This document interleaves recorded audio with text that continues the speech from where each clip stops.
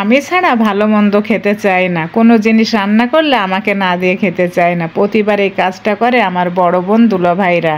আমি আসলেই মনে হয় যেন আমার বোনের বাসায় পিকনিক চলছে, আমি মানেই পিকনিক। এদিকে রান্না করছে আর বোনের বাসা মানে তো মিনিটে মিনিটে খাওয়া, বারবার আপা এটা দিচ্ছে ওইটা দিচ্ছে, মিষ্টি খাচ্ছে। আমি আর খেয়ে খেয়ে এমনি মোটা হয়ে গেছি, তারপরও আমার বোন শুনছে না। আর এদিকে চুলায় রান্না করছে, গ্যাসে রান্না করছে, এদিকে দুলাভাই তো একের পর এক জিনিস আনতেই আছে।